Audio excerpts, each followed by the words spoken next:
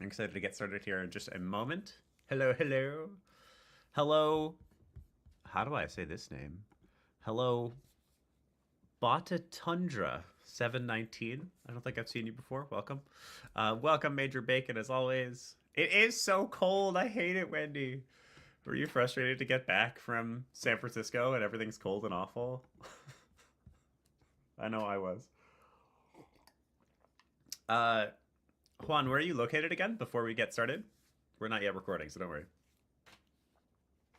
Oh no, I've stopped being able to hear you. Did you change mics, maybe? Are folks hearing Juan? We were able to hear him during the. Oh, we can hear you both. What the shit? Oh no.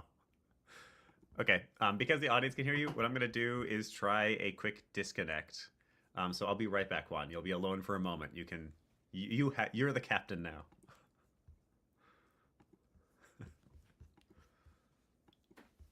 Okay. Why is this happening? Okay. Discord.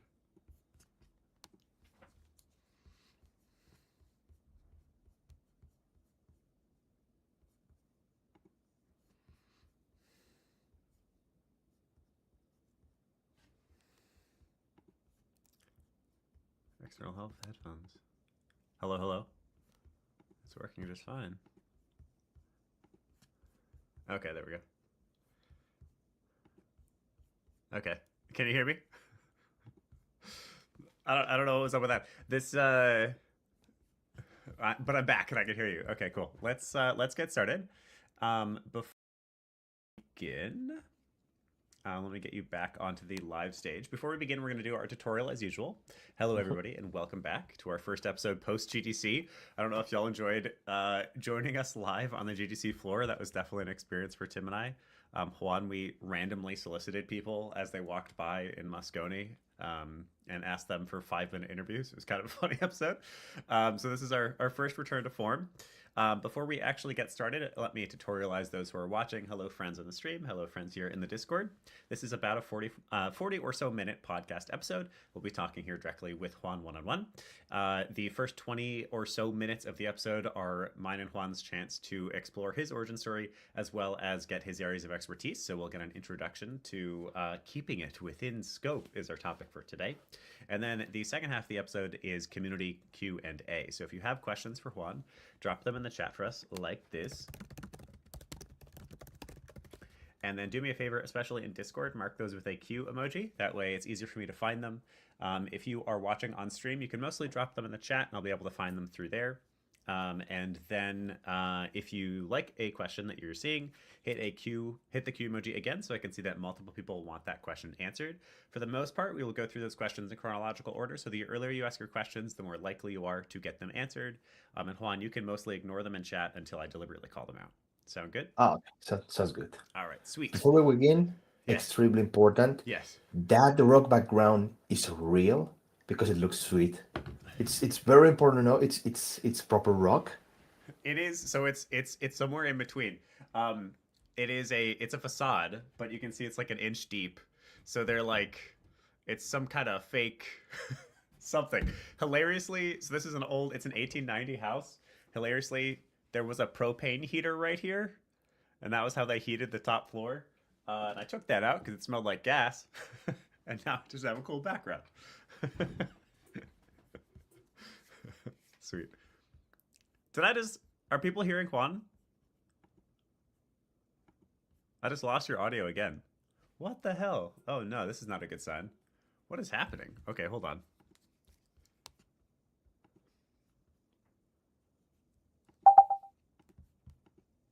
Hello, hello. Hello, hello. I haven't had this problem before. Let me check if I'm getting audio from other sources. 1 second. I definitely am. Folks are definitely hearing him. This is not good. How do we fix this? I'm trying to think of how.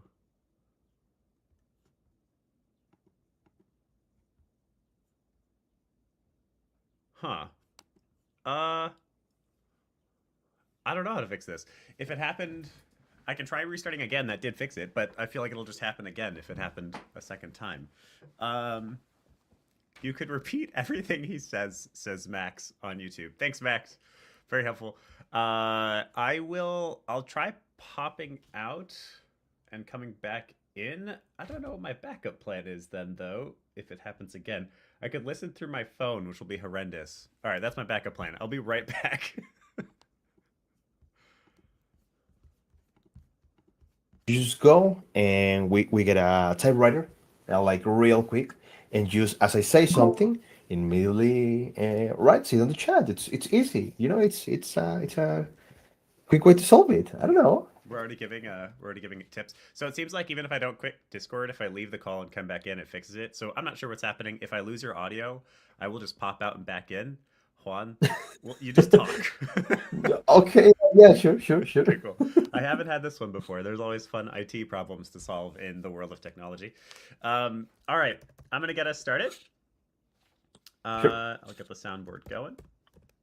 And then for you, we're going to do the actual intro here. So the recording is now about to begin.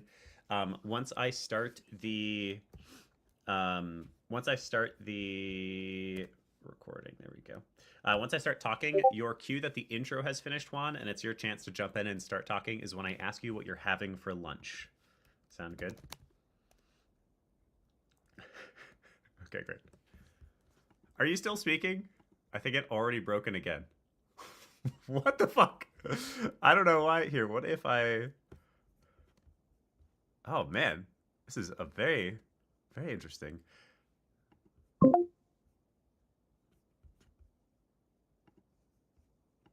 All guys can hear me.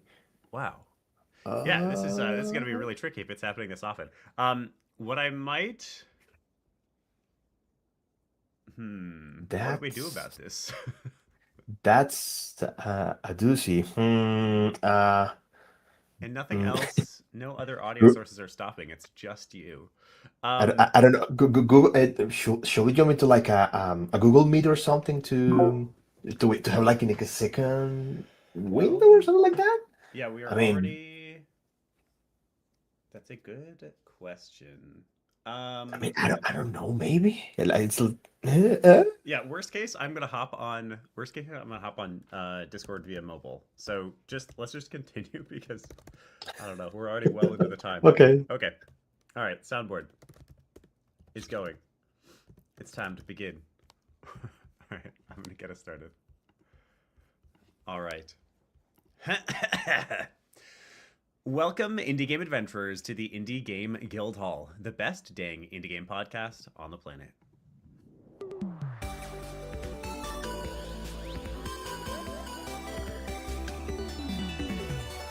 The Indie Game Guildhall. Thank you for that beautiful dance, Juan. In our live magical podcast, we give listeners the chance to hear real game dev stories from real indie founders and directly ask them questions in the second half of each episode.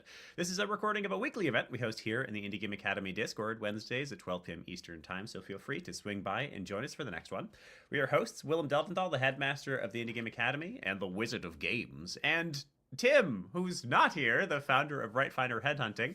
Unfortunately, Tim is currently flying back from the United States to London, where he will hole up in his hobbit hole for the next year until we see him again at next GDC.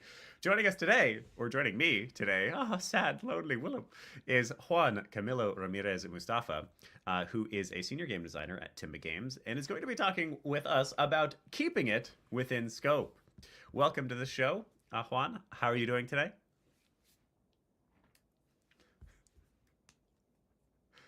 Amazing. I can't hear you again. This is horrendous. Here's what we're going to do, Juan. I'm going to give you full power. So we're having this problem for those listening to the recording where for some reason I and I alone stop hearing Juan. I'm going to invite you to tell us your origin story because that'll take you a hot second.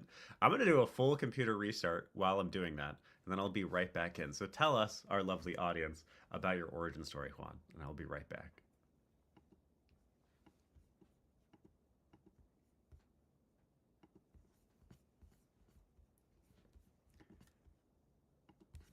All right, those on the stream, I am going to be right back. I'll start the stream again Once I pop back in, I'm not sure what is happening, but it's going to be pretty hard to interview somebody that I can't hear. So I'll be right back.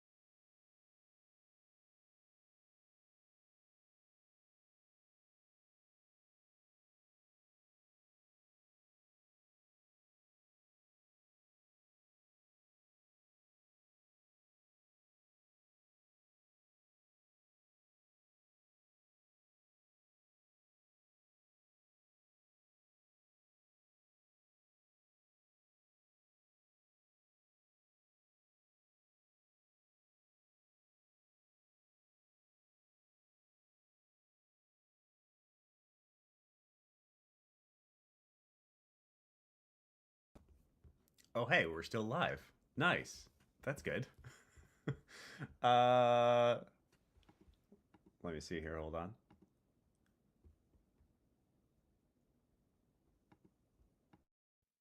Okay, we should have audio now. Max, you can let me know, and we'll see if he's still holding down the fort.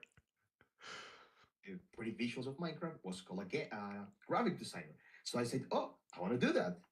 I love drawing and I love making visual things. So I want to be a graphic designer to make the visuals for games. And I realized that wasn't at all like what I wanted to do. So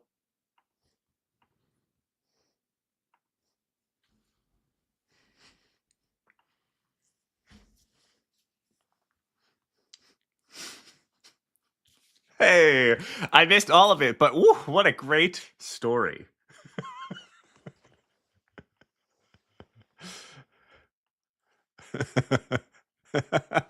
Crazy. I can't believe that you managed to jump the shark literally like in real life like that.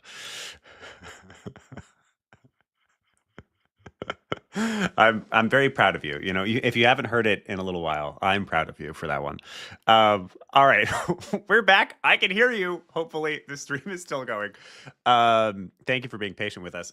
Actually, though, a really I know at least enough about your story just from LinkedIn and a few emails that were shared back and forth.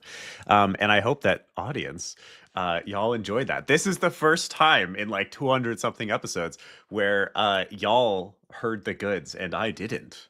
So actually, tell me in the chat, what was your favorite part of Juan's origin story? Mm, mm.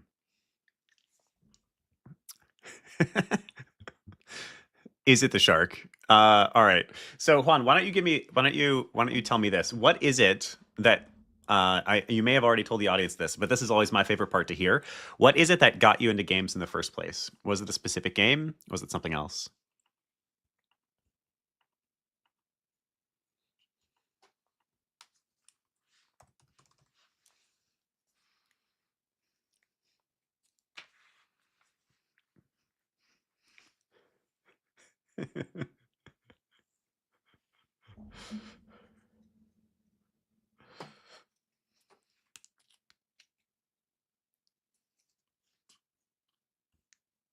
Mm,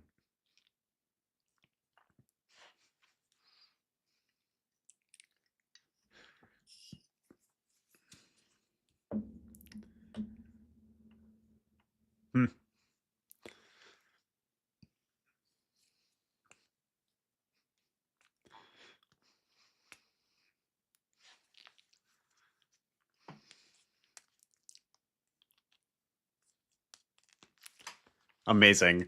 There is I feel like almost all developers have that one game that made them go, ooh, maybe I want to be involved in this. For me, that's Chrono Trigger. Famously, I talk about that a lot on this show. But I feel like so many people have that one. And it's Mega Man X4 is yours, sounds like. Amazing. From there, it was history. Very cool.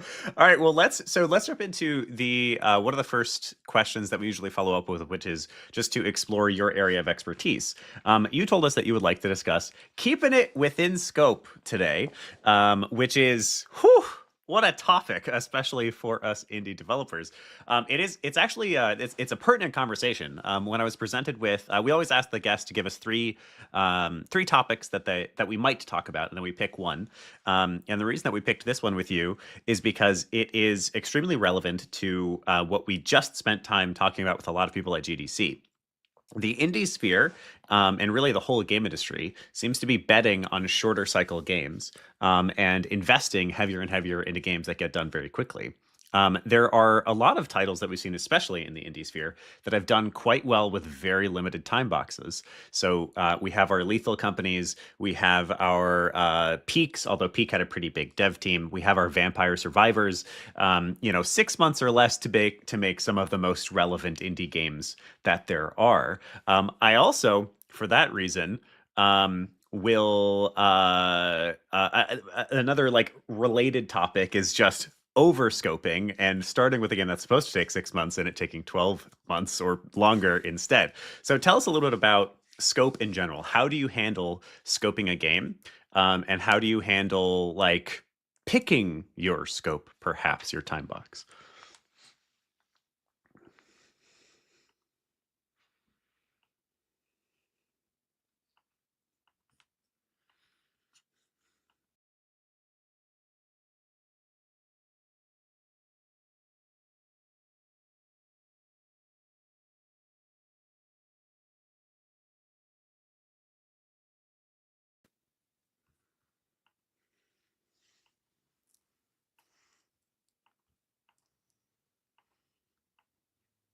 I take a single idea, I see if we go from the macro part to the micro part, if we go from the macro part, I start big idea and just break it down into all the small components and saying, okay, what's the basis that I need? I need movement. That's the very basic that you need for the game to start. I also need the basic of the combat. What's the very basic part that I need to take? And from that out, I start just developing small like capsules of things or scenes. And I just do small runs of like 5-10 minutes, and I say if I can get 5-10 minutes of that specific module that I need of the game, I believe that I'm in a good path. And if I cannot get that working in a reasonable time frame, like for example, a month, I just go, okay, this mechanic, while cool, it's way beyond scope. So I need to rethink it, retool it, or maybe just leave it for the DLC, the expansion pack in the future, and just go with the small parts. So for example, a while ago, I started a game with a friend. It's called CMGK, so just like the colors, right? And we started original like, okay, we want to make a game. It's just like pretty much you have a ship in white. It's basic pixel art, and you switch between colors. And we wanted to make three colors, like okay, the three colors that you're mentioning there. But then we realized it was very confusing to make the quick flip between the three ones. It was a short time frame to show to one of the publishers, and we again, okay, what if just we just cut it to two colors, keep the third color as a special thing and not some main mechanic that you follow up. And from that on, we just went with the game and realized that okay, cutting that mechanic, we tried it out, 5-10 minutes didn't work out, just go with that. Hmm. And that way, like sorting everything into modules and small time frames of development, you can get a real good idea on how to follow on the design and how big it's going to be, if it's going to work big, like small things, just particular things around like that. Hmm. I don't know that I will catch up. I believe so. Yeah, no, we'll explore this more. This is actually pretty interesting. So this almost feels like stop limiters and gambling or something. There's a there's a concept. So I personally really love slot machines for basically game design reasons. I find them fascinating. And one of the things that like professional air quotes here, professional slot machine players will talk about is they'll have I don't remember what they call the upper end, but they basically have an upper and a lower end defined. So if I cross this amount of dollars gained, I'll stop playing. And if I cross this amount on the lower end, like if I start with 300 and I get down to 200, I will stop playing.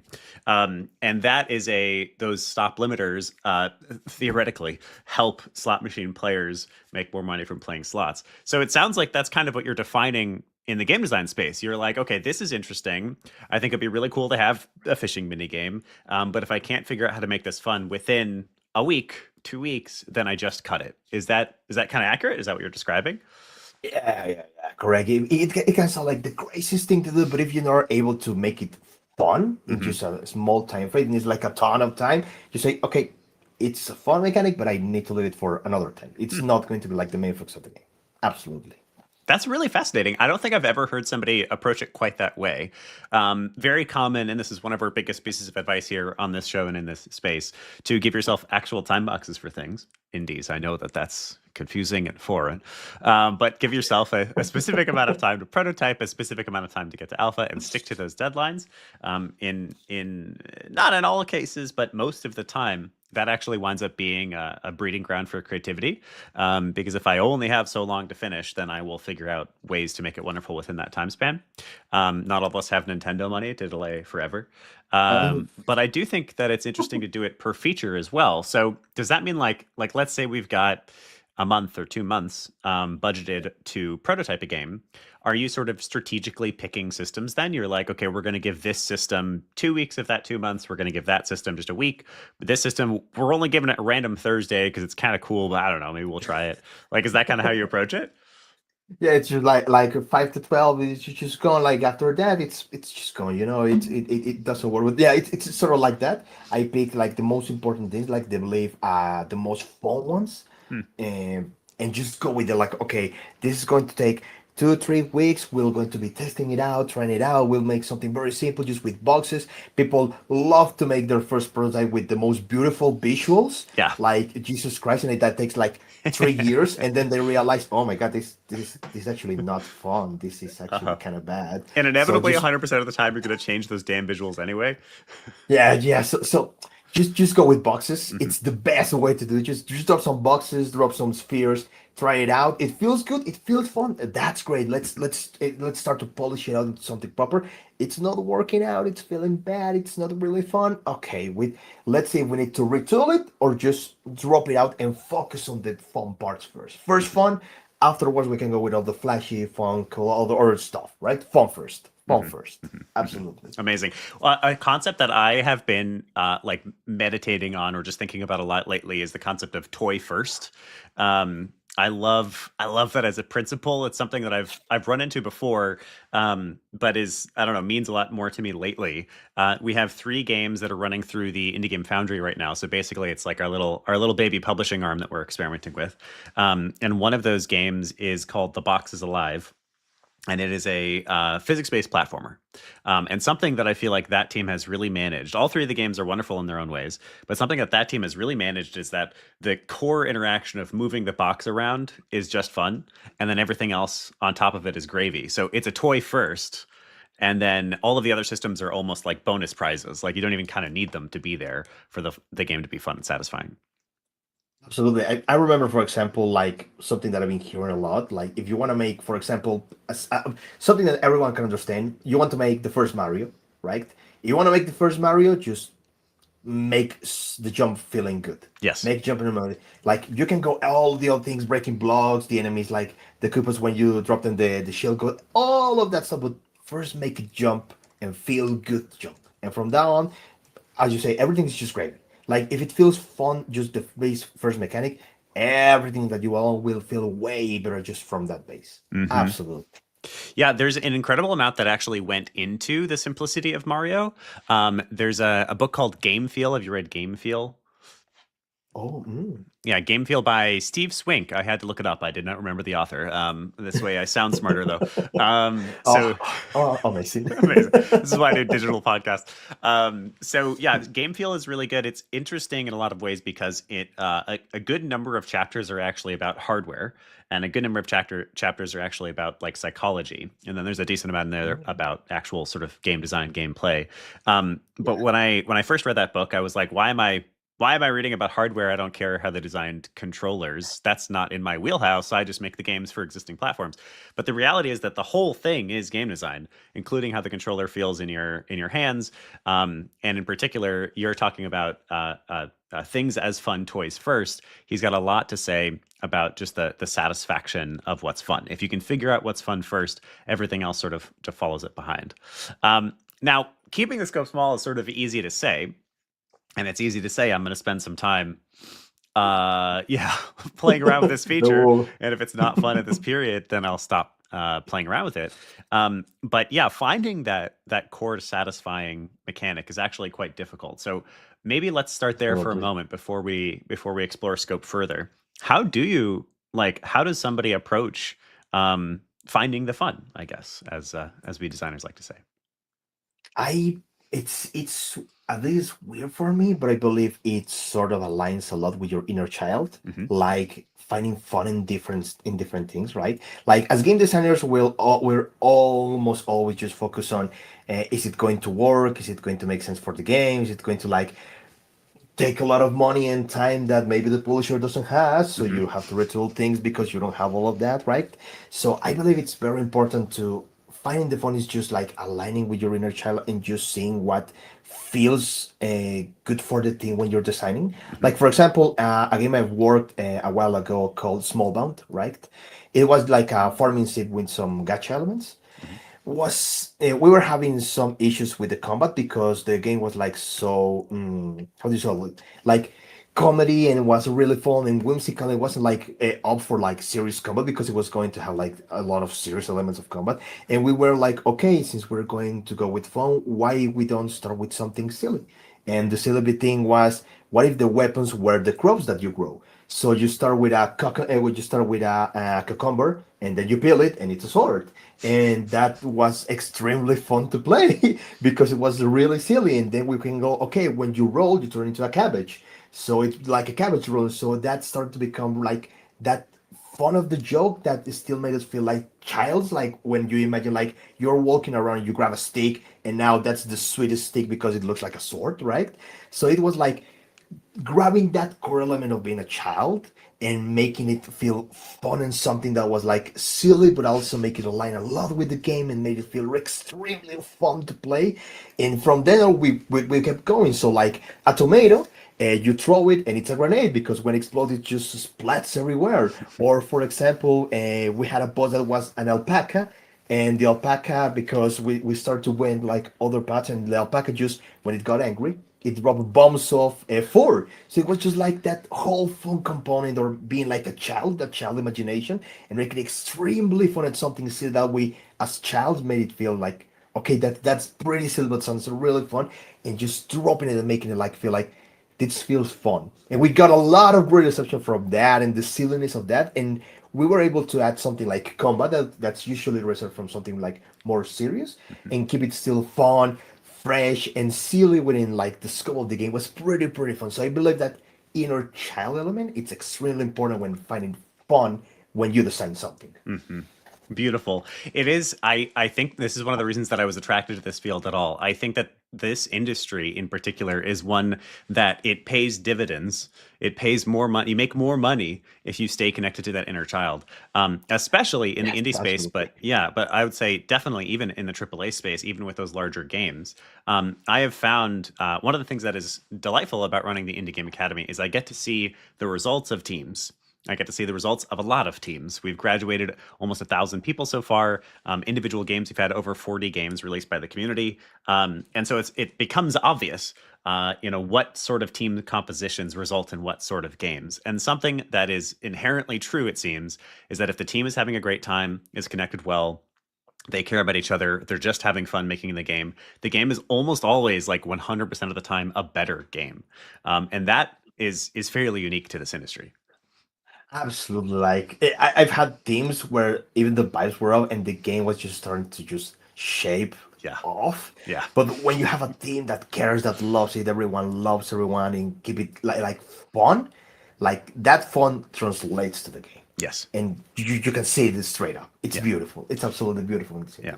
Yeah. And it's still work. You're not going to have fun 100% of the time, but you'll have fun. You can have fun most of the time. That's very possible. Yeah, yeah, Yeah. yeah, Maybe yeah, yeah, absolutely. 51% of the time. Yeah, the rest is the stress, crunch, and all that. Yeah, That yeah, part, yeah, it's part, but we can drop that elsewhere. yeah. It's the fun that we're focusing on, Yeah. right? Right. Well, That's the good stuff. exactly right. Let's talk about that actually for a second. So that 49% is the part I think that's harder to deal with. It's easy. Do you know the Dunning-Kruger curve where like on the left-hand side there's somebody who thinks something stupid, in the middle they get really try hard, and then on the right-hand side they think stupid things again once they've become Yeah. experienced enough. There's definitely that is definitely true in games, at least from my experience, where like in the middle part, when I'm a couple years of experience, I'm really trying hard, and then at some point I went back to just I want to make fun game, and that's true.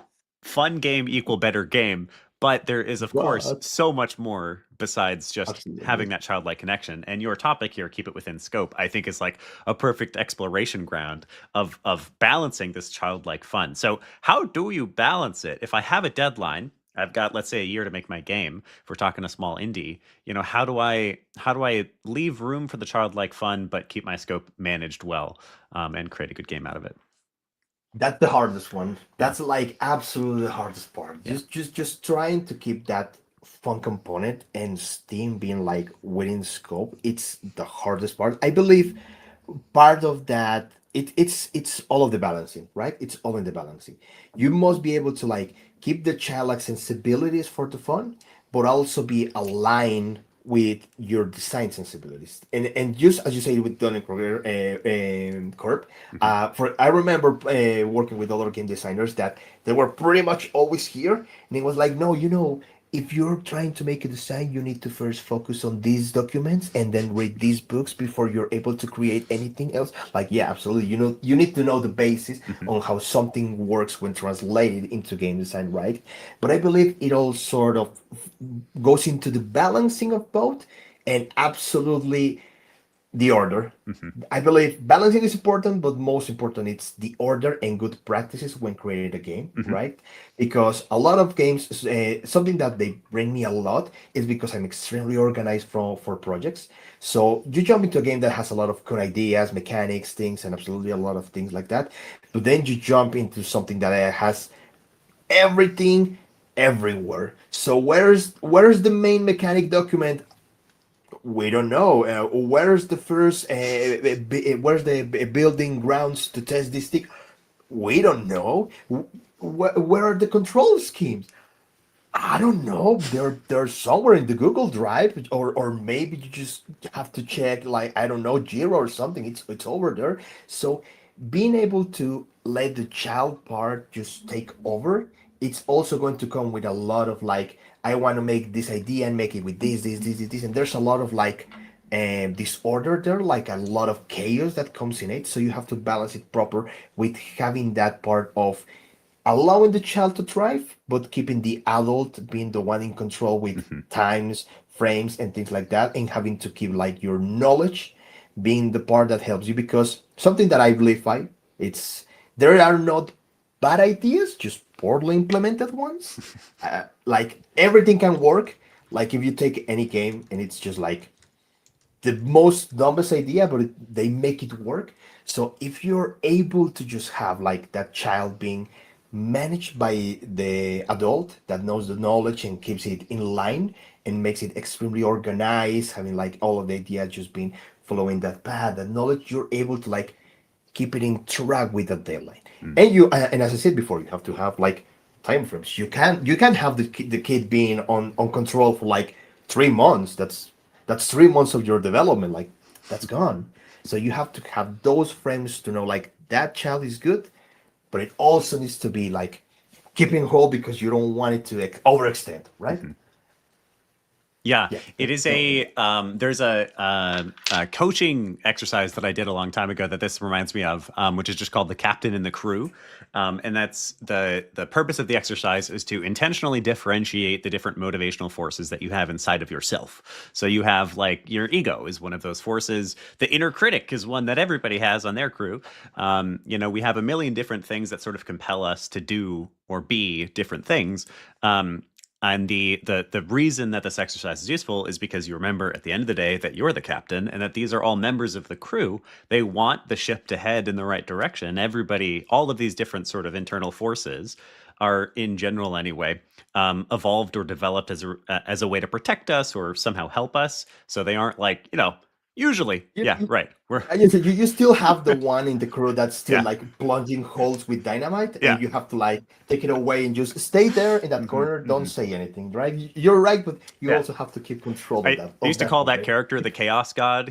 It's just fun to blow holes in ships, and so he just likes doing that sometimes. Um, but still, at the end of the day, you're the captain, and so all of these forces are really valuable, like fuel or advisors almost, but they aren't you. And I think that inner child, for me, is one of those most potent crew members. He is sort of a different character than myself. He has different motivations. He doesn't want to work. He just wants to make great, wonderful games. And keeping him fed and happy and keeping him a valuable advisor is good. But he doesn't need to have his hands on the wheel of the ship. Yeah, he still has a few years before he can get his driving license. So just keep it away of the steering wheel. Yeah, yeah, he Yeah. can be there, but yeah, yeah, Yeah. So give us some practical advice here, and then we're gonna get some community questions. So if you have questions for Juan, drop them in the chat for us. Give us some practical thoughts. So keeping connected to this inner child, I think, is a wonderful sentiment for everybody to remember. But I find that people don't lose that connection until they're a couple of years in industry. Usually they start with an over reliance on the inner child, I would say, and then they start to realize that some of this management of the child is important. So what are some of those practical tips for those people a little earlier in their journeys or on the indie side of things? How do they keep the inner child alive but manage scope appropriately? the first thing that I will say, it's just as I said, the one that I live by, just there's no bad ideas. There's only poorly implemented one. Hmm. So just at the very beginning, when you're trying to get an idea out or trying to start a new game, a new development, whatever you want it to be, just grab that idea and let the child be the one that guides it. So it's a silly idea of whatever. It's just a pillow fight, but instead of being pillow fight, the pillows just use their sticks and stones and just hit each other with them, and it's just like a wrestling game. It can sound like, I don't know, I'm spitballing because I'm seeing like my bed right next to me. So, but just imagine that idea. Just start with that, and after just letting the child being the one that lays out like the first document, the first draft of the document. After that, it's the adult that takes it away. Mm. So after that, you start just breaking it down. Okay, the idea is this. How can we start applying it to game? It's going to be okay. I don't have a lot of art. Maybe I only know like hands around 2D, so I'm going to go with okay. It's going to be 2D because I don't know much. Or maybe I'm great at making 3D models, so I'm going to go with that. Okay. From that I go, what's the idea of the combat? It's going to be turn-based because the pillows are falling asleep on themselves because they're so comfy. Or maybe then I'm going to go with something like more active because I wanted to make it feel like it's a fighting game. So it after that, you sort of take the draft back to the child and show it to the child, and the Mhm. child goes, "Okay, I like this, but this doesn't look good because it doesn't sound fun with the pillow." And it's just like, I believe, a back and forth on the child part and the adult part, Hmm. making it also they work in tandem, and the adult is the one that like lowers the child to the ground like from the clouds and starts going, okay, I really like that idea that you have, Pat on the but we back. don't. Yeah, yeah, yeah, absolutely. So it's trying to get like that balance absolutely between both of them and trying to keep it coherent, Hmm. just going back and forth, going back and forth, going back and forth. And the adult is the one that takes like the final word, and the child is also the one you show the draft of what you're working on. Hmm. Beautiful. And I believe, Yeah, that's great advice. I love that a lot. So yeah, let the child do the rough draft, let the adult do the edit pass, and then you can cycle that a little bit. It is I have found that to be true myself, so I love to hear that echoed. That's great. All right, let's jump into some community questions. I hope everybody has enjoyed this practical look at having a child as a valuable team member. Yeah, and I hope everybody continues to do that. That's why this industry rules. And to be honest, Absolutely. I think some of the major problems in the industry are forgetting that the whole goddamn reason we're here is the inner child. It's fun. It's It's fun, please. That's why Oh my we're God. here. Anyway, Yeah, absolutely. all right, let's do some community questions. So we have a couple. The first one here from Joker. How do you keep a prototype in scope if the game is meant to feature a specific character? As in, how do you balance character design aspects and story-based game mechanics in early development? I believe the very first thing in a prototype, it's you probably have heard a lot when dropping a vertical slice, Mhm. right? If you want to keep like those elements, you need to check like what's the most important or defining element of the character that you're featuring. Like for example, let's say it's a, as you say, it's a story-based game mechanic. You need to find like what's the most important part of that character. Let's say, I don't know, he turns into a dragon. So in the very first prototype, you focus into that specific central mechanic of the character or that central part of the mechanic plus the story, and you try to make your first version focus on that. So what's the part of the story? Maybe you have a small tidbit cut out of on how it's the character is able to turn into a dragon, and then when you go into the gameplay, you show like what are the mechanics of that part of being a dragon. So the scales, maybe he has big defense, he attacks with roaring flames or something like that. And after you have that small part of seeing your character work into gameplay, work into the story part, you can start to add the rest of the parts of the game mechanics or the design that you want to the character, right? You start from that very first part, once again, the most fun part, the most Mhm. like important fun part, and from that you start to spread out and start to just like increasing after you have your very first vertical slice Yeah. with that part. You know what was this is really good and is making me think of more great things, which means this is a good conversation. There was a great conversation that I had with with Gabriel Cornish. He is a game designer in the industry. He is a mentor of mine from when I worked at Paradox. And he's just a very smart, creative guy. Great connection with the inner child, Juan. He had a wonderful point, which was he asked what the objective is of the new God of War, the newest one, not the wait, the the first one in the The newest, yeah, the newest sequence. Right, right, right. okay, yeah, yeah, So yeah. what is the objective of that first game, Juan? Do you remember what that is? Did you play that game? God of War, not God The of War Ragnarok. Yeah. yeah, the one before that, the Yes. one before Ragnarok, right? The one before Ragnarok. Oh, Do you remember what the core objective is? oh man, I don't remember playing so long It's ago. just to put his mother's ashes or his wife's ashes on top of a mountain. That's Okay, the okay, whole okay, game. okay. And then it's this beautiful tens of hours long experience where you're meeting all these gods and you're having crazy stuff happen. But ultimately, the actual objective is just, I want to lay my wife's ashes to rest. Yeah. So I think like my answer to that actually, Joker, is echoing some of what Juan is saying, which is to start with the smallest thing. And I think the smallest thing applies in all of the circumstances. So if your area of expertise is narrative, what I find a lot of people who are just getting started do is they tell their grand narrative right away. They want to release their Dune, and I get that, but it doesn't have to be big. What a compelling, what a beautiful, honestly one of the best narrative experiences to come out in the past 2 decades is God of War, and all it was is a story about putting my wife's ashes to rest. You know, it doesn't actually have to be grand, and then that game could have been dramatically shorter. It could have been a short hike. It could have literally just been Kratos walks up a hill, and that still would have been interesting. So you know, if you have that core nugget, you have what's wonderful and interesting on its own. The rest can follow and be as big or as small as it needs to be to fit the time box. Absolutely, yeah. As you say, and if we want to distill it even more, Mhm. like what I've said is there are no bad ideas, just poorly executed. We can say that God of War, right? God of War is just I want to put object A in place B, Yep. and that's it. Yeah. And that sounds like a really dumb idea at the very beginning, but see what you can build on top of Yeah. that, right? So many of those. Lord of the Rings. Yeah, Object yeah. A, location B.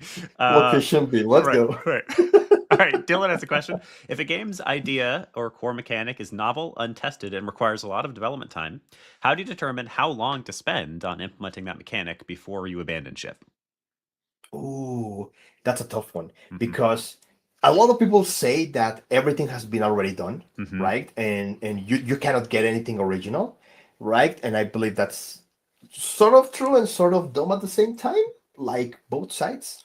So I believe when something is really novel, you want to try to give it this one will take more from the adult than from the child after it's drafted and give it more proper testing time because sometimes an idea can be at the very beginning novel and when you try it out it might feel like it's not properly working and if you really want it to succeed you can also just okay go back to the drawing board and once again take what's fun and try to take it in another path like for example let's say the core idea is flipping the camera. So we're camera here and the camera flips like that. Okay, and you say it's fun. That sounds absolutely insane, and you put it out the first time into the into Unity, and it absolutely blows. So you don't need to I've drop never had ship that right there. experience. Oh no, that, never. It's Not just a even, like yeah. not even more than maybe 100 times. No. So you jump back into the core idea and you try to see it from another direction Hmm. and try to once again give it ample time, but you're not like going ample in just one direction. You're going ample in multiple small directions. So flipping the camera, this one version, this other version, you can have like a multiple array of different ways to take that idea, the core idea, and see for that. And if after you go like eight, nine different permutations, and you go like, yeah, maybe, maybe it's just bad. It's just plain bad that's the point where you can start to say, okay, maybe I should drop ship, and it's not like the best thing, but I don't believe that has ever happened. Like just the first time, maybe it happens a lot, but after a lot of just like that back and forth, it can help you to lead to that way to develop the novel idea proper. Yeah. I don't know if I've ever worked on a team where I was told, you have 1 week to test this game. I have definitely been on projects where we have a time box for like prototyping phase. Back at Hmm. Lumosity, we used to do that. Our projects were typically like 8 or 9 month projects. And usually we'd have 2 to 4 weeks to settle on the concept to put 8 or 9 months into. But Dylan, I think an important thing to say here is that it is this is a boom and bust industry. It is not worth working on a base hit, basically. That's not quite true because a lot of publishers rely on those base hits, but you should always think that you've got the sauce. You should never be like, yeah, this is pretty good. It's not worth even 8 or 9 months of your life on a concept that you're feeling pretty mid about, you know? Yeah, So what yeah. usually happens in my experience, I'm curious, Juan, if you've had different experiences, is I will be given a time box and I'll start prototyping. And if I find something great, then I might even finish time boxing early, although usually I'll still use the time to sort of test the theory. But if I come to the end of my time box and I still don't have the concept, usually I'm negotiating with the powers that be, usually the project manager, to get more time because I'm not gonna confidently say, "Yep, this is it," when it's not it. You know.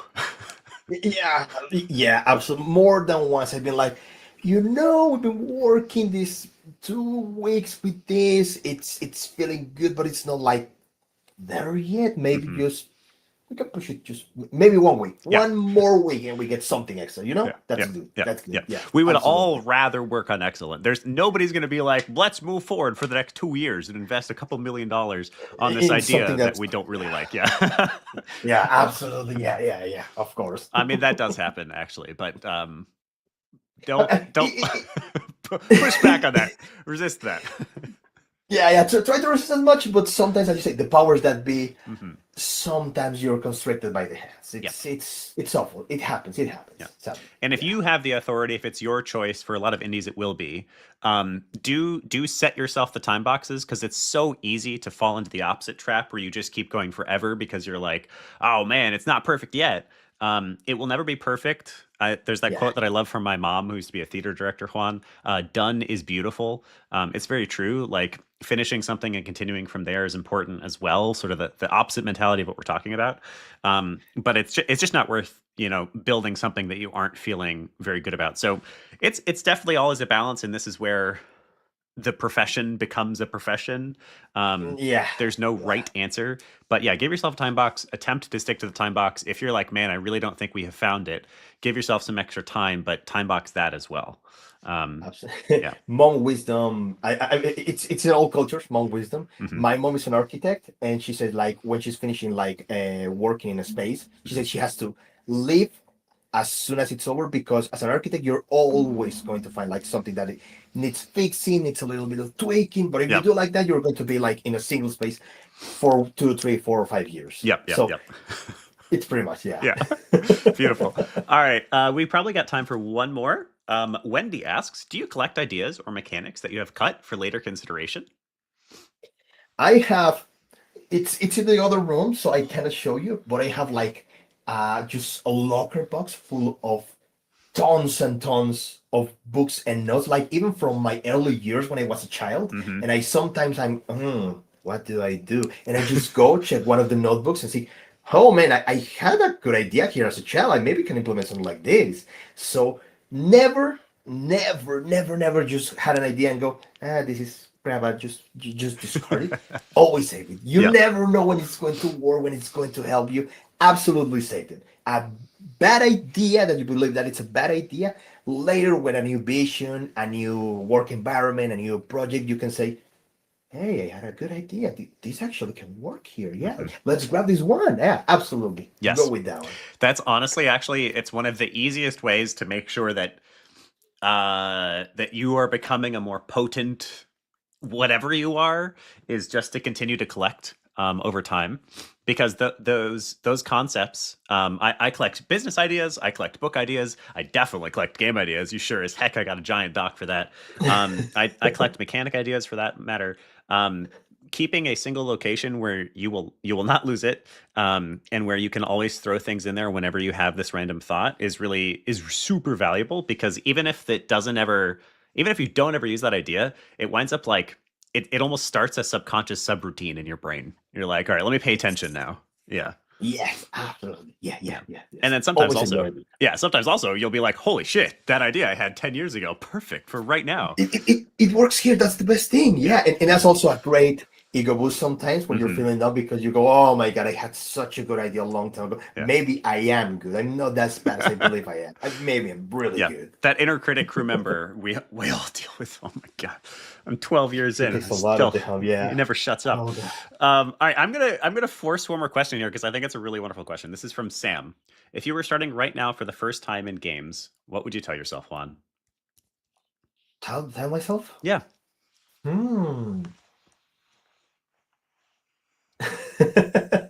If I had the knowledge that I already have, I will go to my now starting self and go, you're going to spend a lot of days, just sleepless nights, working overtime a lot. But when you see that first like glimpse of the project moving, that little stick figure moving, you're going to be like absolutely blown away, and you're going to say, okay, I maybe lost like 10 years of my life just not properly sleeping, but just seeing that idea of yours come to life in this version, it's going to absolutely blow away. So don't be discouraged on your first ideas. They're going to be probably crap, but keep trusting on your ideas and keep just learning as you have been, and you will manage to see those beautiful like pixels moving in your screen. It's going to like be, oh my God, it's going to be the best thing ever. So don't be discouraged. Don't be discouraged this early, okay? Beautiful. Keep at it. Heck yeah. Awesome. I think we can actually, we'll maybe extend that. So that is going to wrap us up for the day. Before we go though, Juan, what I usually do is I give you the chance to promote anything you'd like to promote and give us any last words of wisdom. Let's start first with the promotion real quickly. I'm working on a tabletop RPG that I've been working already for pretty much like 6 years. And right now I'm in the final stages of developing an app, like a companion, like imagine D&D companion, right? And it's going to help you like play that tabletop campaign with your friends physically, because or via Discord, via with friends in the outside, everything. So you're going to be able to play. So keep a lookout for Dark Down. It's a tabletop RPG. I still don't have the website. You can just jump into darkdown.app and get to the login screen. I'm going to be releasing that as a free version, like later for users to do. So I'll drop even the link over here. Just quickly promotion. Just be on the lookout there. It's not with the proper link. I hate when Discord does that, so I'm dropping like a proper one. Yeah, there we go. That's beautiful. Okay.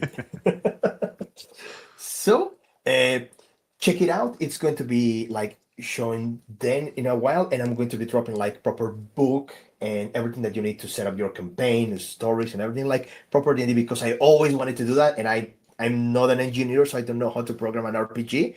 So while I only know how to do visuals and story writing and game design, I can still do something on paper that people will enjoy. So go and take a look at Dark Down. It will soon release, so give it a shot. And in what was the second question? Oh Any my god, words of wisdom. And yes, check out Dark Dawn. Anything that we mentioned will be in the link down below for those listening after the fact. absolutely Any words of wisdom? nice. So I believe it just circles back to what I said. The industry right now, and it's something that I believe it's worth saying, it's going through a rough stage. A lot of people are losing their jobs, and a lot of people are like being discouraged overall in the industry. But don't let that uh, make you stand away from game development. It's a beautiful industry. It obviously has its ups and downs as every other industry in the world, but I believe this one is the only one that allows you to have passion, be a lot in the forefront, and show it like an idea, a concept, something that you want to transmit to other people. It's something that this medium has above all of the other mediums in the industry. Don't be discouraged by that. Your ideas are still worth to have, and as I told you, there are no bad ideas, just poorly implemented one. Keep that childlike wonder. Keep that feeling of always wanting to create more games, or wanting to bring more art into the world, and don't be discouraged by everything that's going on around. This is a beautiful industry. We have beautiful people working on it, extremely talented people. So keep it at it. Keep your ideas flowing, keep your games going, keep your tabletops in my case. If you don't know how to program, just drop stuff. Keep creating, because that's what makes this industry absolutely beautiful. Beautiful. Just keep at it. Juan, I needed that. Thank you. Yeah, I actually think so. This GDC, I've been at GDC many times because I used to work in San Francisco, so it was very easy for me to get there.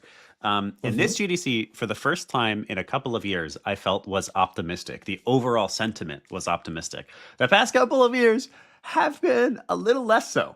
And yet it is the third time in a row that it was about half the size in terms of number, just guests, people arriving, as last year. And yet it felt to me finally like sort of the tables have turned. And I think there's a few reasons for that. And this is the one that I really want to share. In the housing market, there's often this conversation about who has more power, either the buyer or the seller. And it kind of fluctuates, who has more power, the buyer or the seller. And in the same way, in the game industry, the power fluctuates between basically like the publisher, the money, and the developer, the person who makes the game. And the power fluctuates between them. And what I think we are seeing happen right now is that all of the people with the money are desperate for the good developers. Developers are starting to have authority again, and we can kind of all sense it. And a lot of the big dogs are also struggling and kind of don't know what the hell they're doing and are falling apart little bit by little bit.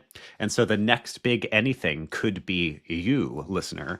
And the developer, as long as you're strong, authoritative, create wonderful stuff, is in demand right this second. So that doesn't mean you're going to get paid tomorrow or find a job.